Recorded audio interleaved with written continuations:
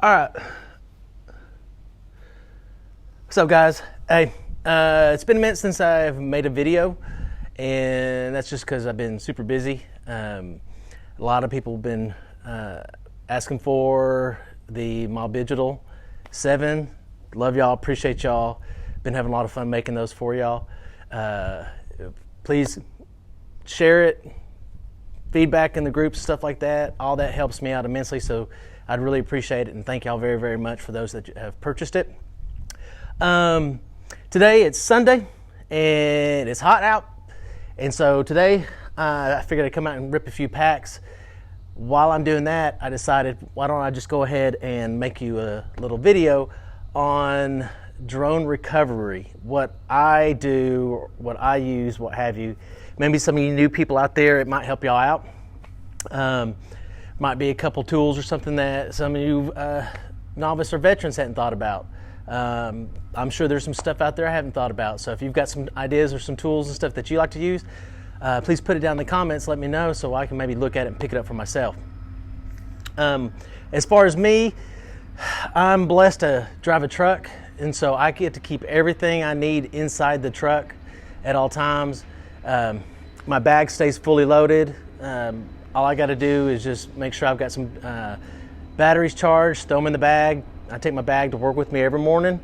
You just never know if you're going to fly at lunch, if you're going to fly after work, if you're going to drive by something that's freaking epic and you're going to stop and rip a couple packs, whatever. I just like always having it with me, always being prepared. My goal is to try and get 4 to 5 packs in every single day, no matter what. Not always able to do that, but generally I can. And then as far as my truck, I like to keep my camera gear and my my tools for recovery, pole, things like that. So here in a second, we're going to go over to the truck, and I'm going to pull those out for you and show you what I've got, what I keep, and just how I use them. And some of them you've seen before, some of them you may not, what have you. Before we get on to that, if you would, I'd greatly appreciate it. It'd be a personal favor. If you like this, or if you just want to support another fellow pilot, a local pilot, somebody small, what have you, dude, if y'all could hit the subscribe or the like button, I'd greatly appreciate it. It's just fun seeing how big this can get, or how many people can follow, or what have you. It's just fun to see that number tick up. It's instant gratification, and it's just fun. If you don't have a YouTube channel, what are you waiting for? Do it. Just start recording some stuff. It adds another element to this whole hobby that is part of the fun. You've never edited video, you never messed with sound. Now's your opportunity. And for me, I find it fun. I find this whole FPV experience to be a total blast. Never would I ever thought I would be working with electronics, learning about electricity, building quads, sending quads up, the top of skyscrapers in our city, and diving and making video and editing it and editing sound and adding little flavor into it, and CAD design and printing and open my own little shop and all this stuff. I'd never ever would have thought I would be doing this a few years back. So if you don't have a YouTube channel, dude, just open you up one. Just post your videos. Everybody starts out with cringy videos. Don't ever take them down, because that's where you started. Just have fun. So with that said, we're going to pause it. We're going to go over to the truck. I'm going to pull my gear out so you can see what I carry with me. If you've got a trunk, you're great. You can carry any of this gear. If you don't have a trunk, you're going to have to decide what you want to carry with you. Me, I like to have everything at all times, because if I stick a quad in a tree, I want to be able to try and recover it before the battery dies. I mean, it's like $40 right there. I haven't lost a quad yet. I don't plan on it, and so this is what I do. I hope you find it helpful. Let's do it.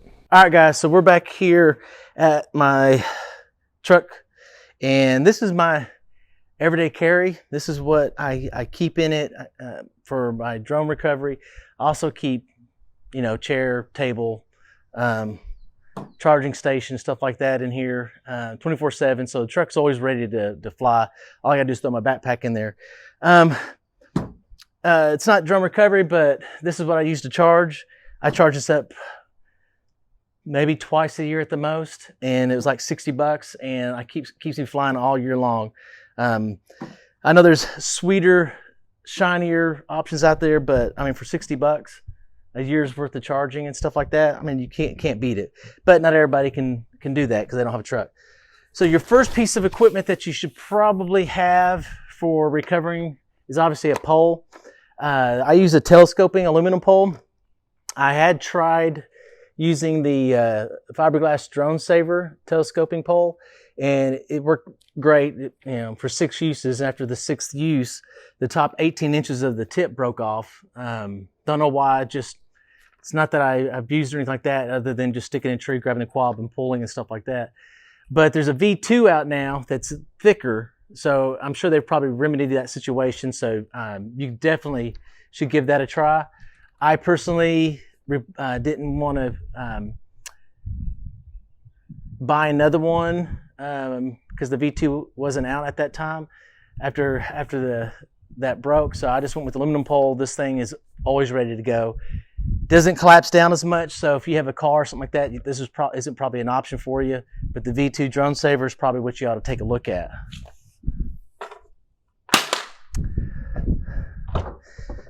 My trunk, which is very convenient. So let me get my chair out of the way.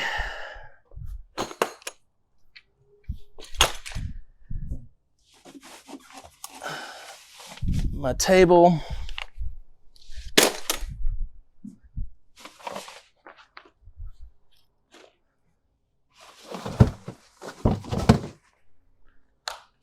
All right, so the first thing,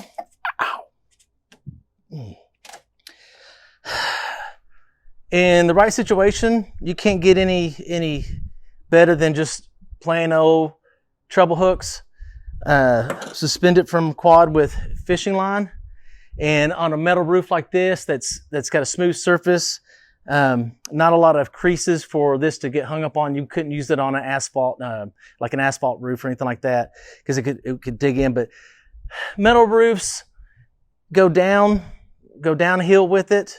Don't go up, come down, so it doesn't snag on anything. But I've recovered drones with these, and I've actually got a video on I think it was a Bangod that I recovered with one of these.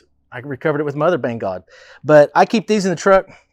You can grind the tips down a little bit. These have worked flawlessly.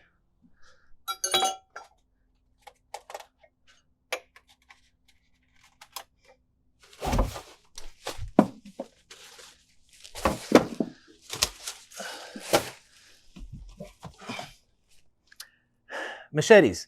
You never know when you're going to need to hack something out of the way. Good for clearing holes, making gaps and stuff like that. But always keep one of these in the truck. You just never know when you need to get something hacked out of the way so you can actually reach your quad. Besides fishing line, I also keep some nylon line, and you can carry a weighted bag on the tip so you can sling it up in the air.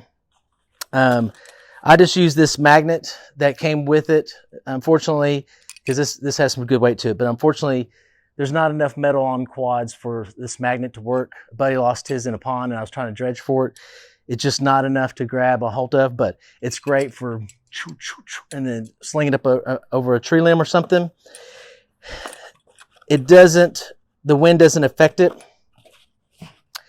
In conjunction with the nylon or the fishing line, I will use this claw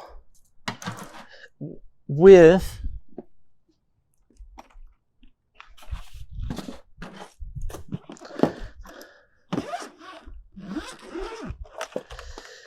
my potato. Gimbal can look straight down. It's got a lot of torque. It's not the best flying quad in the world, but It definitely serves its purpose for its niche. It's amazing how when you go from flying one of our quads to flying this, first the quality of link isn't even on the DJI system in FPV. It's not as good as the quality of link on this thing. I can go lower to the ground. I can fly my neighborhood behind houses. I can just follow the street. I can go a mile away behind trees and stuff like that. And you just relax and just totally enjoy the flying because it's just solid. And then you also know that if you do push it too far and you lose connection, GPS is bringing it right back. So it's just relaxing. But with this, the torque, 5.5-inch props on here, I can suspend the claw from underneath it, and with the gimbal looking down, I can get right over. You can do this with any GPS drone, but you can get right over it and snag that quad and recover it that way. If trolling for it with the treble hooks isn't a good option,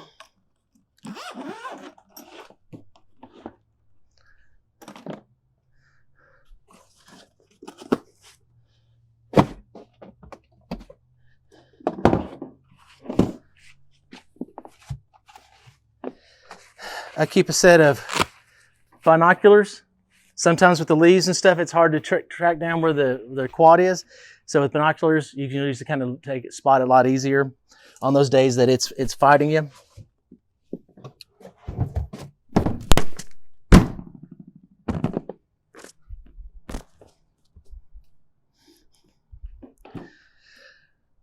Telescoping ladder. I think I paid like $60 for this from Harbor Freight. Very convenient, very handy. Just blah, blah, blah. And as each level comes down and touches the bottom level, these little locking triggers just push, disengage, and it just comes all the way back down. 18-foot ladder. Pole. This and the pole, I think, are the two things that you really are must-haves for wooded environments. Yeah, well, no, this and the pole are your first two purchases, in my opinion.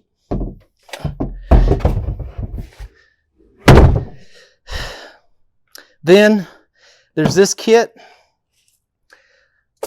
Some days you've got branches and things out in the way and you can't reach the limb that you're trying to get to. You use obstructions or what have you, and you just can't quite get a nylon rope with the weight where you need it. You don't have a crossbow or a bow and arrow with you, what have you. So I carry this with me. I've used it twice. On windy days, it can be less effective depending on the scenario, but it can be more effective on windy days too. Meaning, if you have the wind to your back, the wind can help carry it and help it increase its range, where if you're shooting towards the wind, it's going to decrease your range. But it allows for a lot more accuracy than a weighted rope. And if, for any of you ex-paintball players, you probably recognize this off the get-go. So it's a paintball gun. Your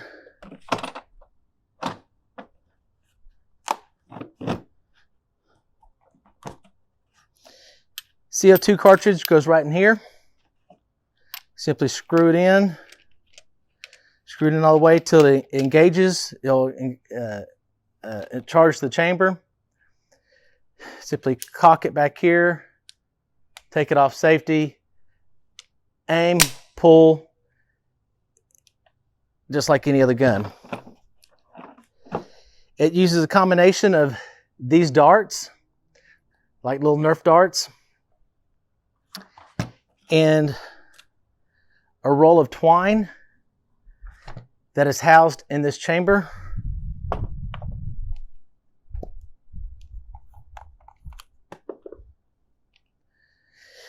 You can see I've got it rewound here. If you wind this properly, you can continue to reuse the twine, but you want to make sure that you've wound it properly. Otherwise, it'll just shoot and hang and you won't get the range. This stuff is so cheap.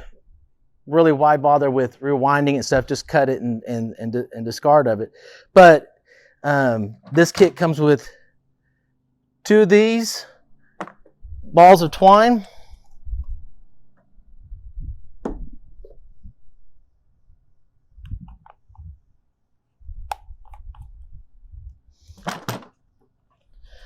Comes with 2 of these darts.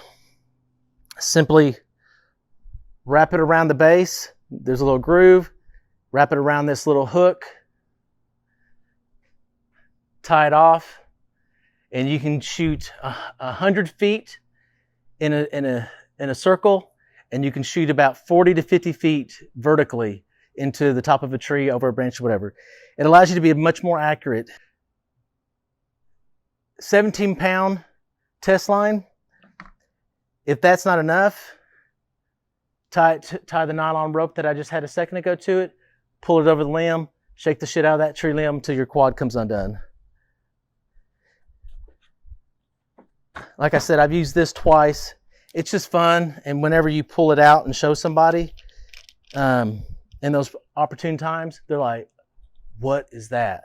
So it's a lot of fun to have in my kit. With that, that's pretty much everything I have to show in my trunk that I use to keep up with all my recovery. I haven't found a scenario yet that I haven't been able to recover a quad using one or multiples of these tools. Maybe you found this helpful, maybe not. Either way, you can't ever argue with having a pole or a ladder or a machete or a claw in your truck. It just eventually one day you're gonna find a scenario where you need it. All right. So with that said, I hope this helped you out. If it did, again, huge personal favor if you'll hit the subscribe, if you'll hit the like button. If there's a tool that you use that's not in here, man, put in the comments, because I'd like to check it out and see what it's all about, because I may want to add it to mine. With that said, peace out. Love you.